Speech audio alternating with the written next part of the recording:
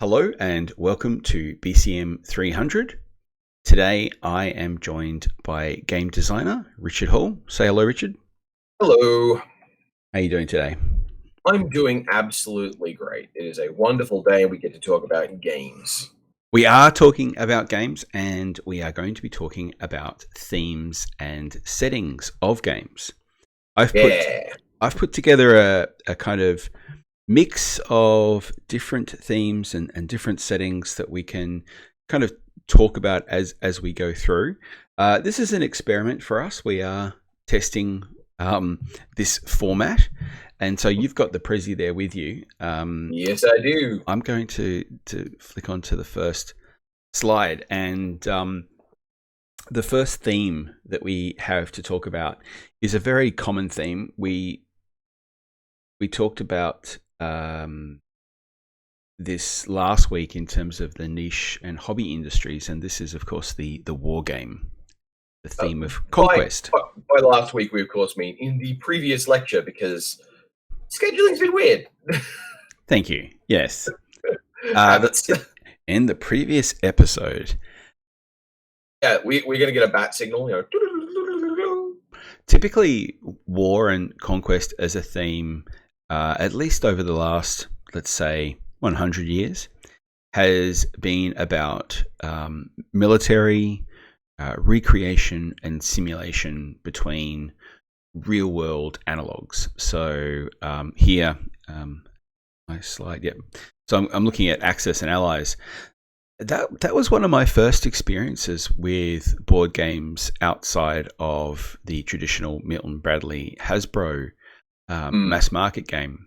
Axis and Allies is a military simulation recreating the late World War II period, which includes America's intervention in the Pacific. Have you played this one? Yeah, I have. Only briefly, and I wasn't very good at it. The category of military themed board game is immensely immensely pervasive. It is at the point where it is actually kind of difficult to pick out specific examples because there are simply so many that there are subgenres of war game that are bigger than entire genres in other formats. Obviously, Warhammer being one of those. This is an Ameritrash game. I talked over you there. No, it's fine. I was just going to say this is a Ameritrash game. Lots of lots of plastic miniatures, high production, lots of dice rolling, lots of opposed tables. Interestingly, you're going to see a trend towards Ameritrash when it comes to war games, not just because of the high materiality, but because the center of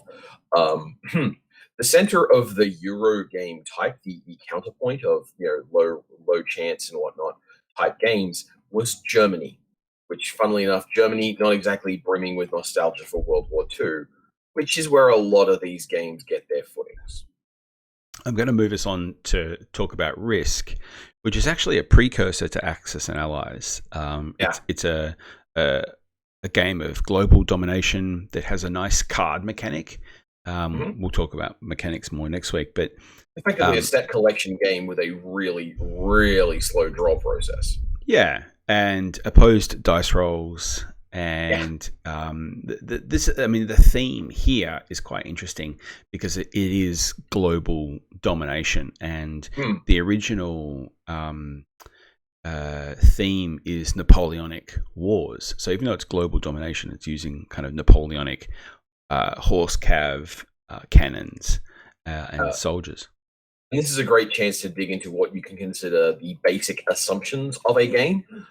In the context of Risk, the basic assumption is that taking Siberia is meaningful as an addition to the value of your war machine, which that's not exactly very true these days. Not that Siberia is a terrible place or anything like that. It's not a place that's brimming with weapons manufacturers right now. When I played this as a probably a 10, 11, 12-year-old, I would always try and get Australia, and I would, in my mind, imagine, kind of ockerish Australians in thongs and stubbies and VB kind of colonizing the world. I'm moving on to diplomacy. This is an interesting game that doesn't have dice rolls, but it is still a European domination game where you're trying to take over the world or take over Europe, but you can enter into negotiations with your allies. I'll move on from diplomacy. We've talked enough about diplomacy previously. Shogun, have you played? Hasn't diplomacy done enough? Have you played Shogun? Yeah, I have played Shogun. Shogun is an excellent little example of one of those games that started out as a very Euro form, and if you find the older editions or in the older art, you've got a nice new edition of Shogun, which is great because Shogun used to look like a wall calendar. Yes. And so far, we've discussed at this point 4 different war games, and none of them have had the same mechanics for representing the war.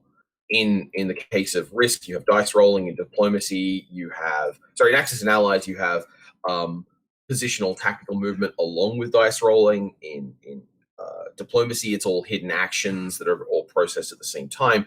And in this one, to represent combat, you literally take all the figures, all the cubes that are meant to represent the soldiers, and you chuck them in a tower. And whichever side comes out winning is the winner.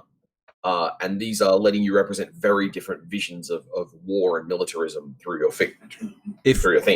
Yeah, we'll come back next week and talk more about specific mechanics. And I guess I kind of want to point out that war as a theme and global conquest or conquest within nations as a setting, it doesn't have to be done in one particular way. Shogun does it a different way. I'm going to move on to Twilight Imperium, which is the So this is an interesting theme and setting. I think you could say that the setting is, of course, galactic expansionism, but the theme is still conquest. It is still being the dominant hegemonic power, just no longer in Europe or Japan or the world, but intergalactic relations. Yeah, the nature of all the systems of Twilight Imperium is that they are layered around the point where you get to fighting with guns. So for all that you can play Twilight Imperium without combat being the central focus for your group or your species, it's still gonna be there. It's still very much lurking in the background. And indeed, that's one of the things with a lot of these war games, these assumption that war is an inevitability and that war is always going to be the thing that winds up answering these questions. So conversations tend to be about avoiding or circumventing war, much like having a great big dog in the house that you don't want to talk about. We'll come back again. We're going to do a lot of signposting today, but we'll come back later on in these lectures and talk about engagement and enrollment and conflict between players, as well as cooperation.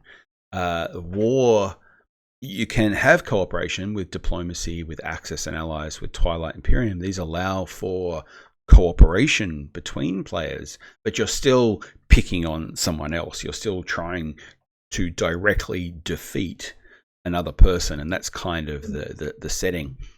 That's not to say that there aren't cooperative war games. There absolutely are.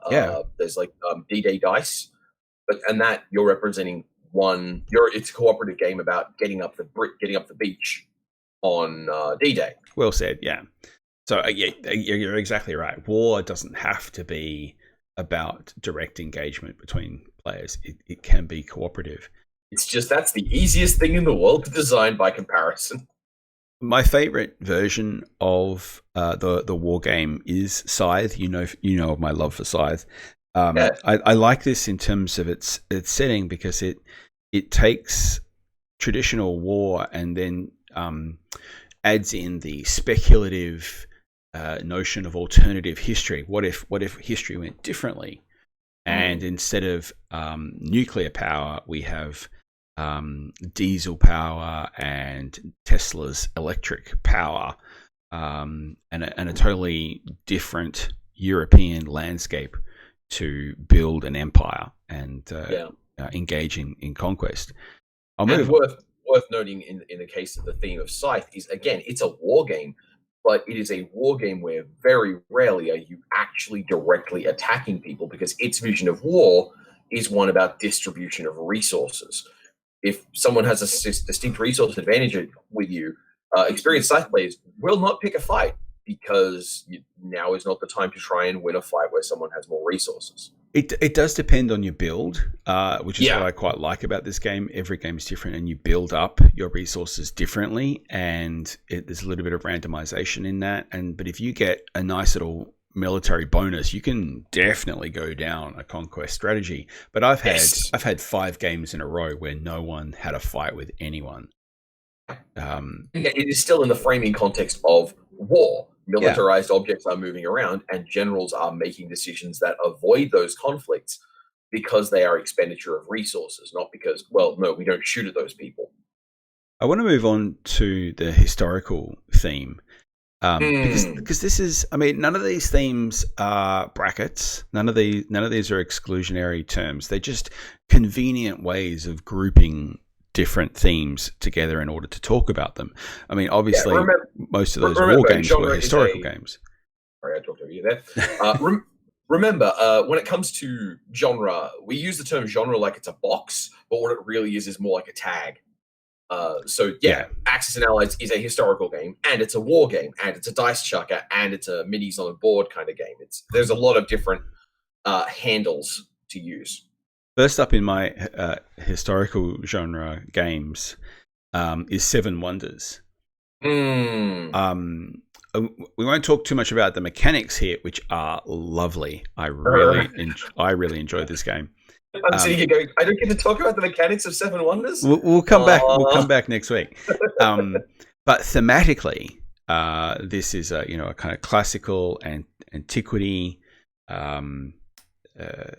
Where you are building up your empire through, again, various different thematic elements, whether it's military, resource, knowledge, and is lovely as part of this one as well. You might recognize this kind of structure as a very Eurocentric vision of the advancement of civilizations, the idea that there's like a kind of a ladder, and civilizations just kind of climbing up it. This is a very common motif. Yeah. Not to rubbish on this specifically. I'm not like, Seven Wonders, it's doing that thing again. But it's just like, once you start to realize that this is a thing that culture and media does, you can't stop noticing it. It is everywhere. Absolutely. I put in Age of Napoleon because it's on my wish list. I've always wanted to play this game. Because of its reputation as having a high degree of fidelity and detail when it comes to the period of the Napoleonic conquests. Yeah, we have a bit of a wonderful luxury when it comes to these periods of history, because for a start, a lot of this stuff was remarkably well documented in the kinds of ways that we want for game design, and it was already a period where the war itself was heavily systemized. People would actually have wars by lining up my soldiers on one side, your soldiers on another, and then we try to move them around each other tactically, and then one side can tap out, and that's super weird, but it means that for a period they're documenting and systematizing these historical periods into games was extraordinarily easy. One of the interesting things about the historical setting, and we'll talk about audiences more in the discussions over the next few weeks, but you could go to any historical period on, say, Wikipedia, and you could make a game for 10 to 12-year-olds on a historical setting, say Napoleonic era,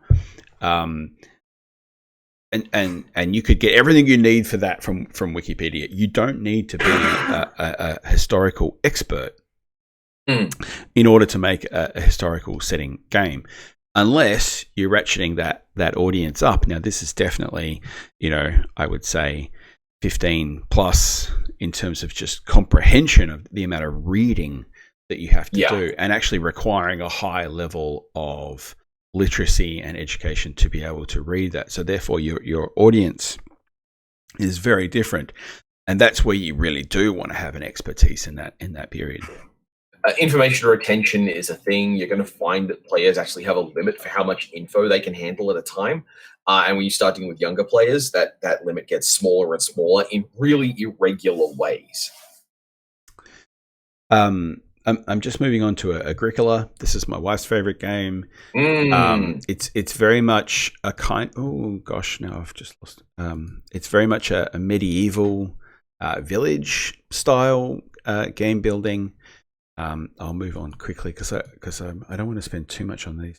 Colosseum. Agricola is an Uwe Rosenberg deal. That's a name worth looking up. Absolutely. Well, and we'll come back to game designers in a couple of weeks. Let's put a pin there. Uwe Rosenberg will come back. Colosseum, Roman. It's quite complex. I've seen this one played, but I don't have a copy of it myself. Same goes for Stonehenge. I don't have a copy, but I'm just pointing these out as kind of interesting historical challenges. I want to move on to Timeline. This is Timeline Challenge, but you actually put me onto Timeline a few years ago, and I've bought many of the Timeline games. And these are lovely games. Timeline is an excellent game to look at for your own work, because you're all students. You're having a minimum amount of resources and assets to work with. Timeline is a game pared down to the bone. Yeah, the image doesn't do it justice. You can the Timeline boxes are just those small little cards here. Yeah, you can absolutely make your own version of Timeline and it will work just fine. But the thing that Timeline is all about is putting information in a meaningful context. So absolutely have a go at have a look into this one. Again, moving on and connected to history and connected to military war themes, we get into the theme and the setting of civilization. And I should put kind of brackets around this, because in most instances when we talk about civilization games, we are implying colonization. Yeah. And colonization in some ways can be problematic. In other ways, it's very much part of human history and just what humans do.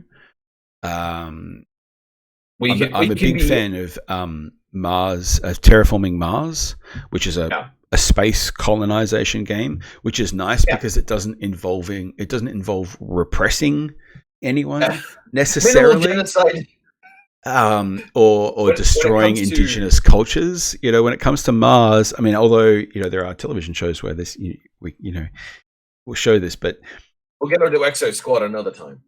Yeah. So the thing is, when it comes to the conversation about colonialism, even if we wanted to say, look, no, colonialism is just always bad and we're not going to talk about it, to do so in the context of board games would be to take a enormous slab of 40 years of the hobby and just pretend it didn't exist because the theme sucks.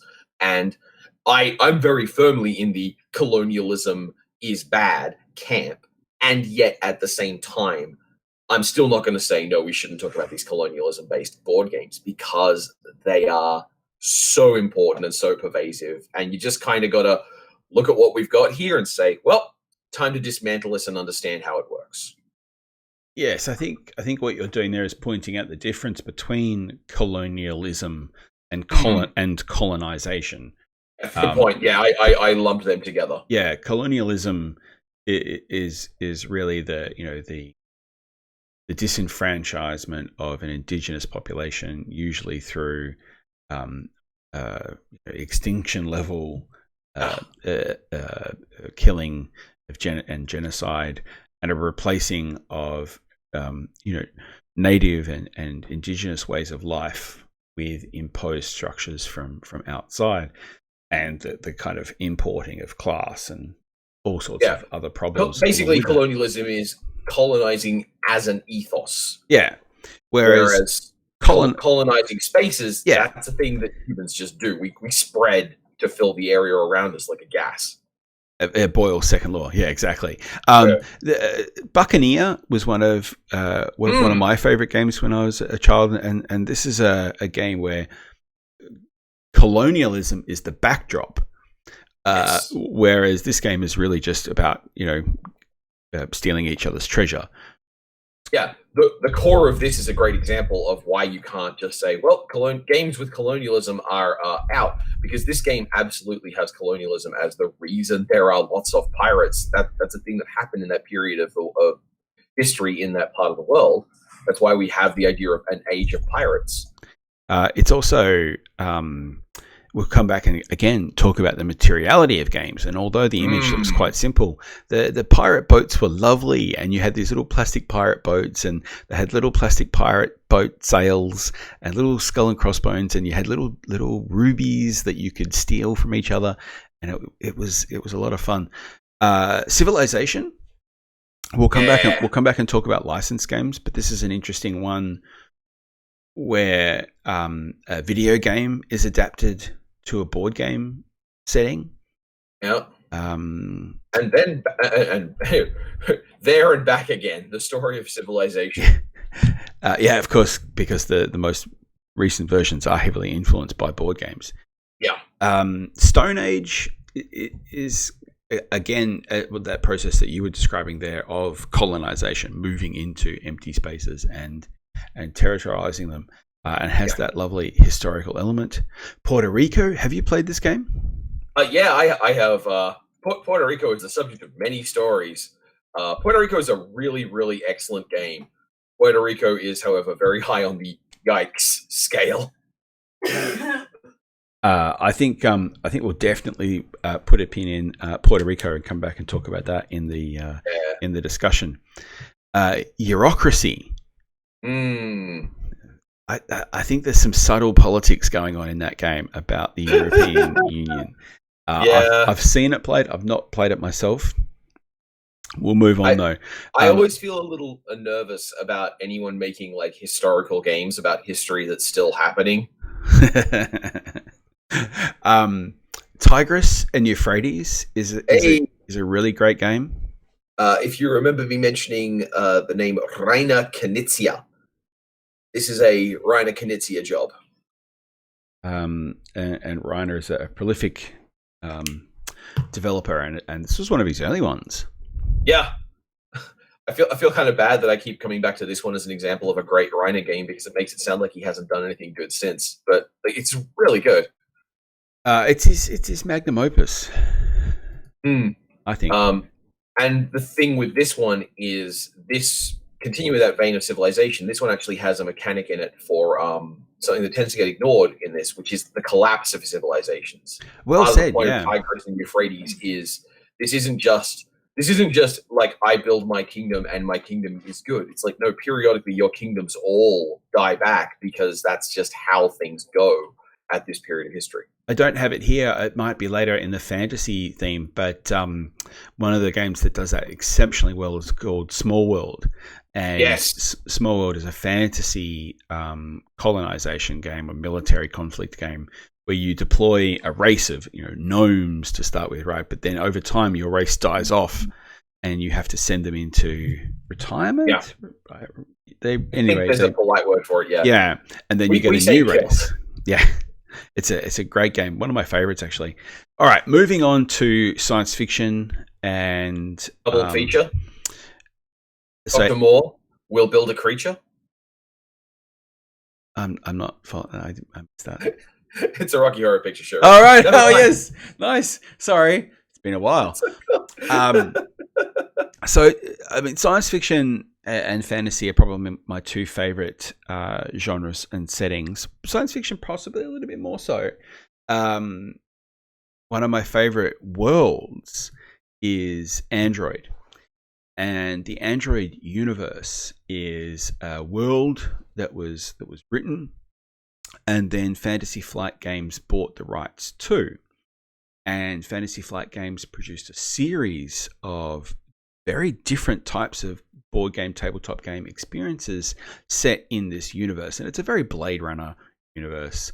There are large corporations, there are artificial life forms living in the internet, and cyborgs. If you as a student look at the kind of subject material we're talking about here and you think, I don't want to spend my time grappling with 20 different things on Board Game Geek, I don't want to have to try and research a giant spread of stuff, and you know that you want to look at science fiction, just look at Android, because Android will give you dozens of different games and game rules and game rule sets and genres of rule sets, whilst all still having a single coherent thematic space. And this is very clever in terms of marketing, because you can sell the one universe and the same sets of assets over and over and over again. I've got a game of Android that one of them, it takes 20 minutes. This is Android, this on screen, and this game takes about a weekend, and it's basically Cluedo, and it's a detective noir where you have to find out who is murdering synthetic humans, and it's basically a puzzle game, and you literally get puzzle pieces to put a puzzle together as you solve the mystery. It's really great. I'll move on. Roll for the Galaxy. I love this game. I super enjoyed this game. It's space colonization, but you just roll a whole bunch of dice, and you put down cards to build your kind of space empire. Super fun, super effective. It's no small. It's kind of obvious that a lot of the colonization-based, exploration-based kind of games tend to be Euro games, because that tends to be the country that was caring a lot about that idea space. Roll for the Galaxy is an example of a less Euro version of this, so it's a lot faster and there's a lot more variance. So if you want to check out a game and give it a try, Roll for the Galaxy will not have that same lockup of everyone quietly asking themselves the question of, oh no, what do I do now, that you get in dense Euro games. Yeah, and the Euro game is more predictable, or rather, you're looking for the perfect strategy, and you can figure out what comes next. Because you're in Roll for the Galaxy, it's a much more hybrid Euro Ameritrash. You're rolling a whole bunch of dice, and so there's just so much randomness being thrown at you, and you're trying to pick your best way, literally picking the best dice through this randomness. Battlestar Galactica is a really nice semi-cooperative game in that... in case you were wondering if we were going to get really dorky today, Battlestar Galactica. Fantastic television series. I can't believe it's so old now. They're even talking about rebooting it, and for the 5th time. And in this game, you're on a spaceship, and you're the crew of the spaceship, and someone on the spaceship is an enemy Cylon. Maybe not. Maybe not, yeah, you're right. And you have to figure it out before you get blown up. And it's quite good. Galaxy Trucker. You know I love Galaxy Trucker. Yeah. This is my jam. This is the stuff that got me into board games. Galaxy Trucker's theme is you are a space hauler, right? You're a space trucker. You're on the route around the galaxy, picking up cargo, fending off space pirates, working with aliens. You built yourself out of scraps. It's fantastic, and you build your ship, and then you play against a randomized deck of challenges. Super fun. Yeah. Dune.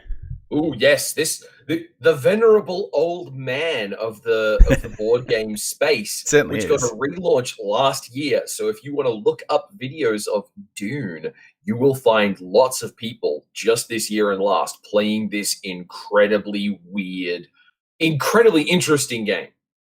Dune, of course, is based on the book by Frank Herbert, and it's on the world Arrakis. So it's a science fiction setting, lots of political intrigue, and it's highly competitive. Actually, you're trying to beat the other players. Terraforming Mars It's probably my favorite game at the moment. Um, I should have put more images in because it's got a lovely board with hexes, and it's very Euro style. You're just building your little Martian cities and space on the board while everyone else is doing theirs, and you're trying to terraform it. You're trying to lift the oxygen content and the heat and create an atmosphere for the future of Mars, and it's a lot of fun. Yeah, that one's also really worth noting on a thematic level because it's an example of ways that a communal problem, the idea of transforming a planet, is still nonetheless break upable into competitive collaborative parts. And what I like about it is that Jacob for Alexis basically took Kim Stanley Robinson's science fiction classics, Red Mars, Green Mars, Blue Mars, and went, okay, how do we make a game out of this? And you as game designers, you can absolutely do the same. You can just go to your bookshelf, find your favorite book that you like. I don't, whether it's Harry Potter, or some interesting, we've had students make games out of Pretty Little Liars and Kanye West's Twitter feed. Exactly, and you can just make a game out of it. And through playtesting and iteration, you can get to a great experience. Starting again. All right, so that brings us to children's games. I was actually following I follow a colleague from University of Western Australia, and we're in work from home mode at the moment, and they were Instagramming their experience with Mousetrap, which is a Rube Goldberg machine that is gamified. Very popular, Milton Bradley, high materiality, and its theme is one of the most kind of common household objects and problems, right? That of mice scampering around. If anything, this game is theme-wise. If anything, this game is a little too cartoony.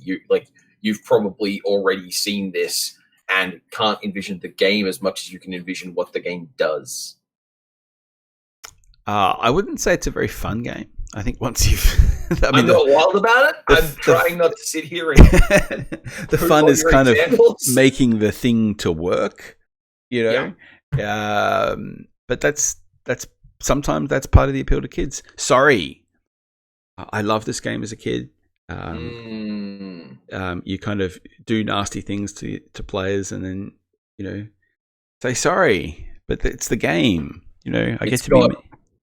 It's got an amazing lesson about user interface in there. Of like, if this game didn't have the shtick of you apologize when you kick someone back to the start, it would be a much worse game. But by making you be a bit of a dick, it really makes the game hum by comparison. It works. It really works. Don't Break the Ice. Have you played this? Yes. This is fun. And I've watched a wonderful, wonderful video about a retirement home in, I think it's northern Sydney, where a copy of this was used for a extremely competitive tournament amongst retirees. That's awesome. Yeah. Again, the theme is, very thinly stretched. I'm sure you could imagine different themes that would work for this kind of setup, but it's kind of also perfect at the same time. Yeah. And it tends to make games that use the same theme often wind up making very different games that are great games in their own right, but they're very different beasts. Guess Who? What is the theme of Guess Who? So Guess Who originally got its kickoff point as an attempt to get kids to learn about an identikit, which was an old piece of technology police used to use before photography technology and sketch artists were widespread. The basic idea was that you would tell the police who you saw and they would assemble a face out of bits. Guess Who actually got its start as like a kid's version of an identikit. So it's about narking. Yeah, basically. Yeah. Trouble. Guess Who is also an extremely weird game as far as the fiction goes. For anyone who wants to look into that, there is a comedy video by Cracked about how strange Guess Who is and how strange it has been over time. It's less people based these days. It's more about cartoon characters and animals and pizzas. And yeah, I threw Trouble in there because I wanted to kind of hint towards, and this, so whereas Sorry has the theme of saying sorry, Trouble is getting into a little bit more abstract territory, and Trouble is extremely abstract and it's deliberate. We'll talk more about abstraction later on, but abstraction and not having a theme and not having a setting is actually a theme and a setting in itself. Yeah, and in the case of this one, Trouble is bringing a lot of baggage with it from an extremely weird place. The Game of Life. This is basically a Milton Bradley game designed to teach you why it's important to buy in life insurance. Yeah. Stay in school. Don't do drugs, kids. Don't do drugs.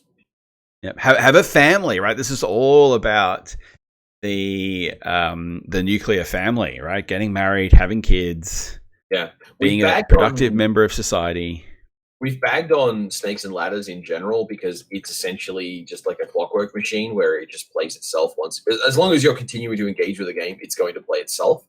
The Game of Life is the same thing, but for baby boomers. It's really very specifically one set of ethical values of like, this is mostly what your life is going to be like, so don't heck it up. And just roll and move and keep trudging on until you die. Yeah, and children are a natural improvement to your life because they are seen as improving value, not because, they're these amazing, wonderful little people that get to be part of your life or anything like that. No, it's this very, very soulless kind of miserable vision of getting invested in your own family. Moving on then to another theme setting. Theme is fantasy, and the settings we'll talk about a little bit more closely in a second.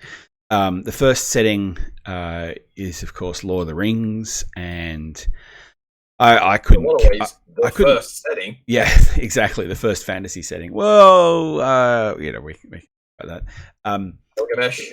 Are you going to talk about Gilgamesh here in my house in front of my salad? Mythology. But there are so many great Lord of the Rings games. This is the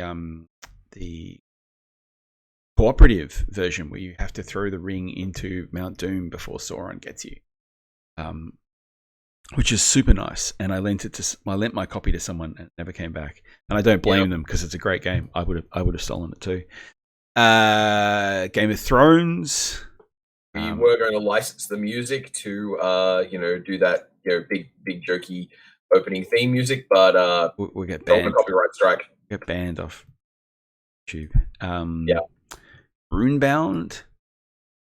Pretty generic kind of fantasy setting, but actually quite a fun game. Yeah, Runebound is an example of what we get into when we start talking about generic themes, because Runebound, there is very little set in Runebound apart from any other specific fantasy setting, but the game's systems and rules are pretty tight. Yeah. And that's an example of, like, imagine, if you will, a dial turning between caring about fiction and caring about mechanics. And in case of Runebound, it's turned a little bit more towards the mechanics side. And you'll be noticing as you're listening to this, Richard and I can't avoid talking about mechanics. Yeah. And this is when we come back in next lecture, we're going to definitely focus on mechanics and specific generic mechanics. And then we'll come back to combining these two more specifically and thinking about how they're working together. This is just a kind of overview. We're bringing up mechanics here, particularly because you're going to have to look at these things. We're not just saying, here is everything you need to know about this game. The reason I keep bringing up mechanics is so that you as a student can go, well, he mentioned this thing. He mentioned it's approachable in these ways. I'll check that out because I want to learn about the fiction. Shadows over Camelot is a lovely Days of Wonder game, and this version has painted miniatures, which I highly approve of. This is an amazing game. Is this a cooperative game? Kinda. It's been a while since I've played it. The bit that drives Shadows over Camelot is that it's a game with a trader mechanic. Yeah, right. It's not necessarily a game with a trader mechanic.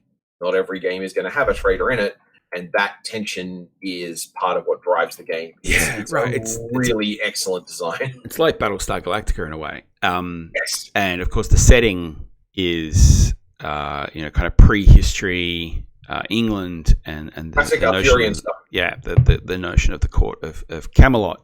And again, it doesn't have to be historically accurate, which is great. Talisman is a kind of D&D game played as though it was Monopoly. It's the Monopoly of the fantasy games set. And that's not to sound like a slam, because we've made fun of Monopoly quite a lot. But Talisman is a lovely boy. It is trying hard. It's just Talisman got me into playing D&D. Yeah. So it's what we call a gateway drug. It's a foundational game. It's a foundational game, absolutely. Hero Quest again. So I went from Talisman to Hero Quest before D&D, and you can see here it's got some of the D&D trappings of dungeon diving, miniatures, figures, and so it's a real hybrid tabletop miniature game experience. Yeah. Note as well that Hero Quest is hybrid collaborative, in that you are typically playing against one player, but that player does want you to get through the game eventually. So it's a really interesting. You're going to find like competing visions of like what the job of the person running the game is. I'll move through because I don't want to spend too much. Oh, there's Small World.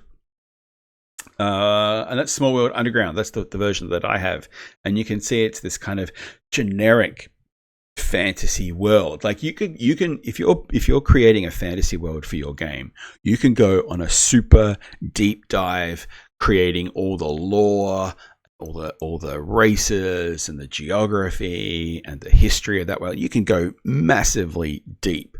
What would be a good example of a fantasy game that does that? I would argue Magic the Gathering. Yeah, absolutely. Incredibly deep lore. If you want to, you can spend hours on the internet just learning about Magic lore and Magic characters. So the opposite of that is Small World Underground, where you just have this kind of blobbish map that's just generic lava and crystal forests and mushroom people. And then the races are just, mudmen and merfolk. And sprites. Mudmen and merfolk sounds pretty cool. Yeah, it's very cool. This game works really well, but because it is fantasy light. My kids love it because they can project all the fantasy tropes they want to onto these races and this world, and there's nothing in the lore that tells them that they're wrong.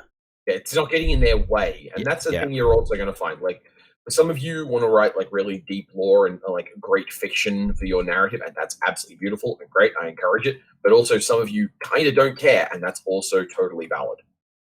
Moving on to horror, and I've particularly singled out the Lovecraft mythos. So this is probably my third favorite setting. So big fan of Lovecraft. Lovecraft was a writer working about 100 years ago now. And so most of his short stories, and which are all connected within this one universe, are in the public domain. And so there are issues. You can't take specific names because they are trademarked, but you can you can't create a game and call it Arkham Horror, because that is trademarked by Fantasy Flight Games. But you can create a game that is set in the Lovecraftian city of Arkham. Yeah. And so Lovecraft is kind of the progenitor for the horror genre and the supernatural genre and the kind of creepy otherworldly setting. Horror. The cosmic horror. Thank you. Yeah. I mean, there's a lot more of a history of horror going before him, like Mary Shelley and stuff. So just in case anyone hearing this lecture later, he just missed the word cosmic. Thank you. I wouldn't put Shelley as horror. She's what you call gothic. Yeah, but she definitely picked up horror. And then gothic becomes horror. See, so I mean, if we're talking literary genre theory, we're going to do romanticism and the romantics. We're then going to do your gothic backyard. horror. I'm not coming to your backyard to fight you. I might skip over some of these because I just want to point out that the public domain is a brilliant source of materials and settings and worlds. I noticed that Robert E. Howard's Conan the Barbarian setting is due to come into the public domain next year. I think it is. I think so. Tarzan is almost in the public domain. Tarzan's in a nebulous spot. The earliest novels are public domain, but not all of it. Yeah. So, Fantasy Flight Games have an entire, again, like Android, they have a whole range of experiences within this one setting. And of course, zombies, right, is related to this. Yeah. And there's a series, or not a series. There's an enormous range of zombie experiences. I'm going to skip over onto licensed board games. From the public domain to the absolute exact opposite. Great point. Yeah, shifting from the public domain and stuff that you can use to your heart's content to stuff that you can't touch at all, probably forever. And that's all Disney, Marvel, Star Wars. I mean, it's all Disney. Geez, anything. 95% of popular culture you will not be able to make a board game for, unless you pitch a game. And so sometimes companies will go to a board game designer and say, "Hey, we want you to make a board game for us." Doom, the board game, is a classic example of this. And it's just put lots of popular mechanics together. You can see Hero Quest in there. You can see elements of Talisman, and that you're building up characters. You've got dice rolling, and it's just a generic kind of tabletop shoot 'em up game.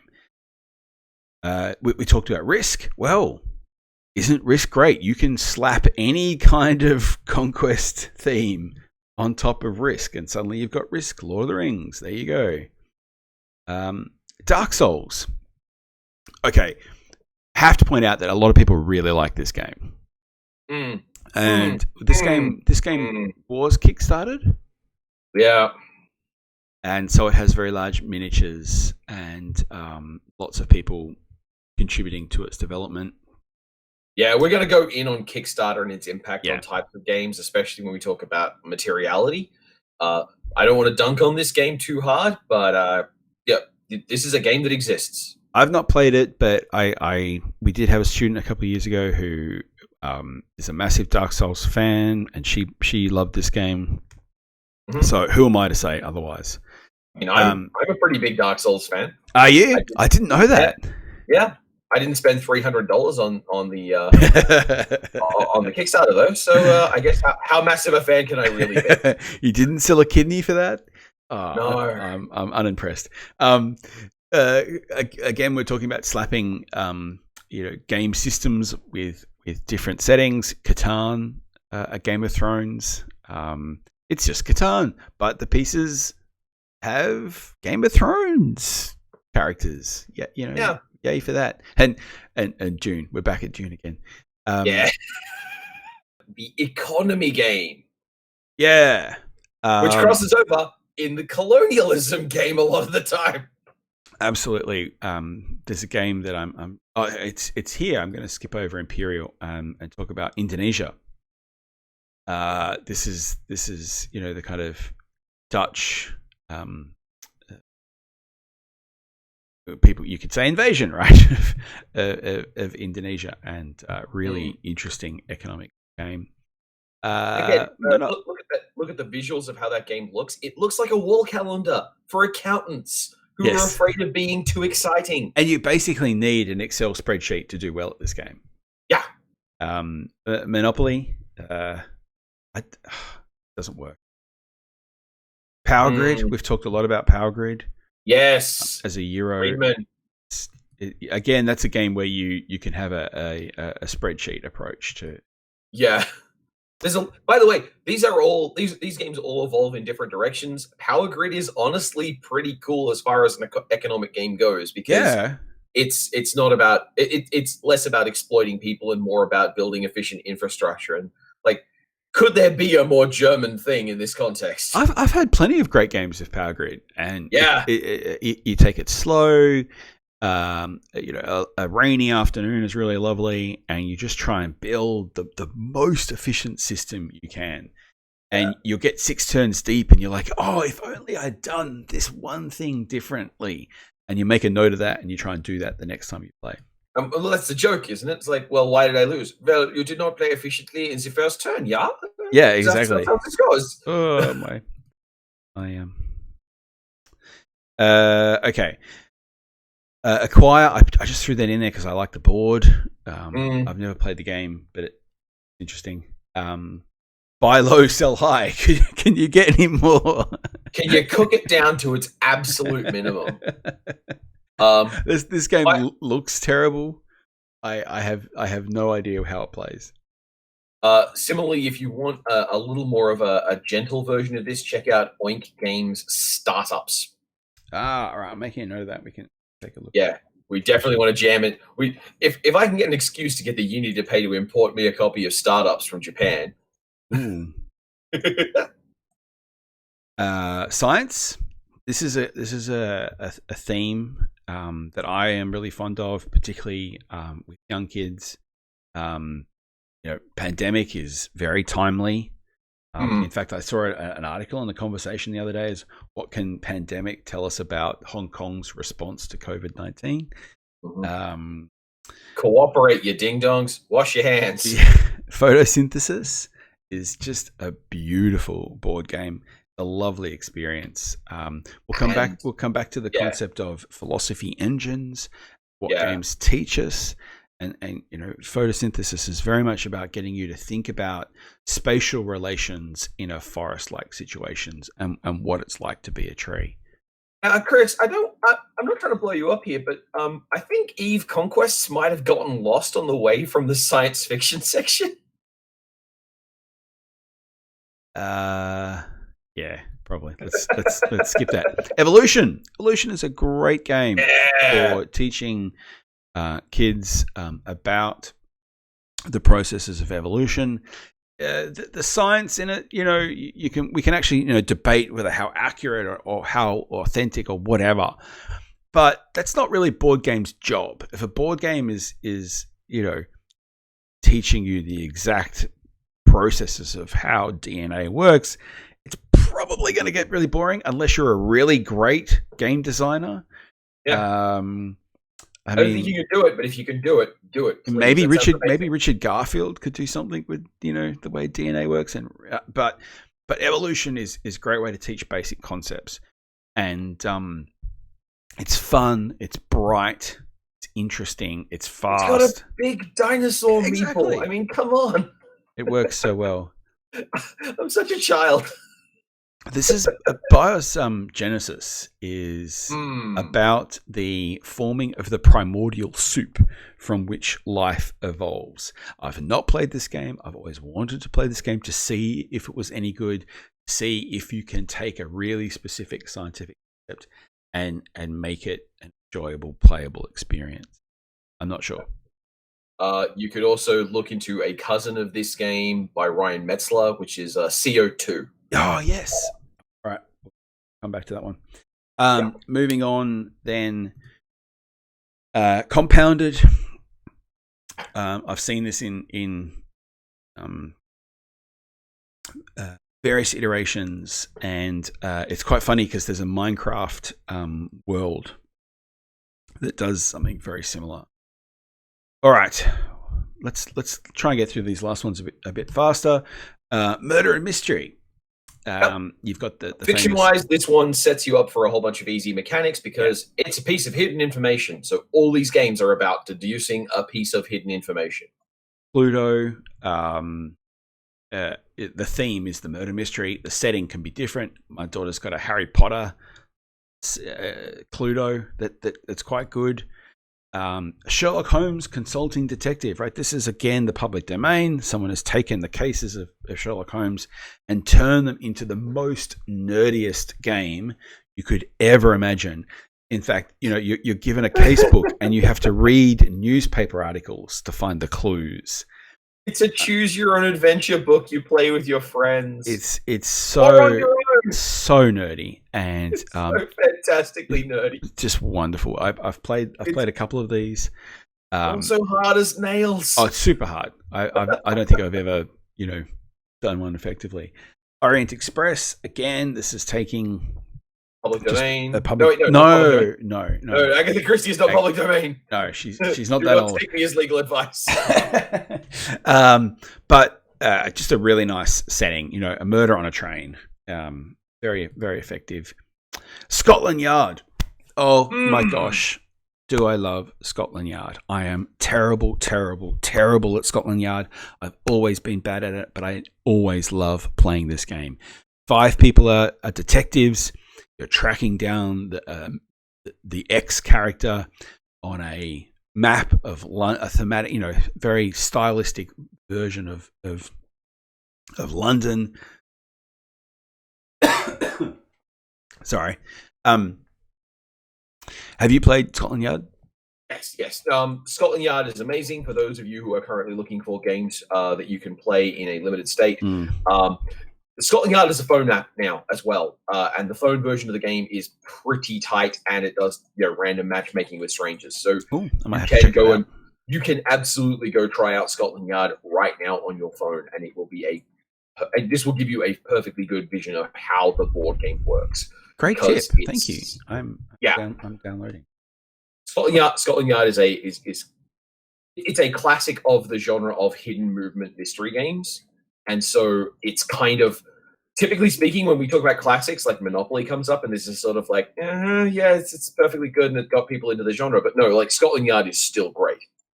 It's an odd one because it's a mass market game. Yeah, and I'm not used to the games that you could buy in a supermarket being so great, but Scotland Yard is really fantastic. All right, I'm buying it as we speak. Okay, Mysterium. Mysterium fits into that genre of games where there's an element of storytelling, which is quite fun. But it's still a whodunit. Cards on the table. I love this game so much. It's hard for me to be completely objective about it. It is an amazing example of a communication game. The piece of hidden information is not very difficult. It's not a very complicated piece of information. It's just the method the game limits you to communicate with is awful. Definitely one to check out. Definitely one to watch people playing the game of, because watching this game being played gives you so much of the rules of how it's being played. And streamers love to stream this one because it's so fun to watch people struggle with. I don't pretend to hide any of my bias. This is a great game. There's also an app for this, so you can go and play Mysterium. That's a little bit more expensive. Scotland Yard is only 99 cents on the App Store. Yeah. So I'm just going to move on to sport. Again, I don't think jumping through the slides too quickly. I'm not going to talk too much about this. Sport is a very viable genre of tabletop experiences. I had the original test match when I was younger. And I would play the game while watching the test match cricket. Because when you're a kid, test matches are kind of boring. To be fair, I'm an adult. Still not that into test matches. Formula One, roll and move. Super simple. Really, really, we bag on roll and move a lot. Check out Formula D and Downshift. They are trying to do something with roll and move that's interesting. Camel Cup is simultaneously camel racing and betting, but it's two kind of setting themes. Street soccer, super fun little role soccer simulator. Very, very simple. Flamme Rouge. Yes. I threw this in because one of my colleagues is a massive Tour de France fan, and I showed her this, and she laughed until I left the room. Flamme Rouge is a really, really good game. It is a good game. Again, you can find long Let's Plays of it on YouTube if you want to check those out. But what I was trying to point out there is that sports fans aren't necessarily the people who are the audience for these games. Yeah, it's true. Battle Ball is I mean, we see this trope in science fiction a lot, where you have kind of armored figures on roller skates, basically just beating each other up. What was the most recent version? Alita Battle Angel. Yeah. I mean, sorry. Anime Club Talon just left out. Okay. Here we go. Party games. So we're now into the kind of theme where the theme isn't necessarily what's in the game. It's the theme of, that we're having a group of people that don't necessarily know how to interact with each other. How do we make it a more interesting experience? And so this is where the theme of party games come from. You've got Boulder Dash. Relatedly to that, because you have one of the things that's unspokenly happening here is the theme is something people buy into. You have to be okay with a theme. You have to choose to engage with a theme. These party games don't know if people are going to engage with a theme, so they don't ask you to. So there is an interesting mechanic there where the fiction this is creating is very much different in form to the other kinds of fiction we've been talking about. Well said. So I guess I've got Twister on screen. Yeah, Twister's a really weird game. It's so weird. In one of the most puritanical periods of our history, someone successfully marketed a board game about rubbing your body against other people's. All right. And more power to them. That is where I think we can finish today, and we can end our discussion of themes and settings there. I think that's given us a huge amount to tackle and talk about in the Discord hangout this week. Yep. And I mean, hopefully this has helped you appreciate that, while board games do have a breadth of themes, lots of different themes live across lots of different types of board games. It's not as simple as a theme ties you to a set of mechanics. Well said. Thank you, Richard. Thank you very much for including me, and I hope all the students had a wonderful time. I'll see you in the next one. Yep. Which for us is probably going to be a couple of days' time. Okay. Bye.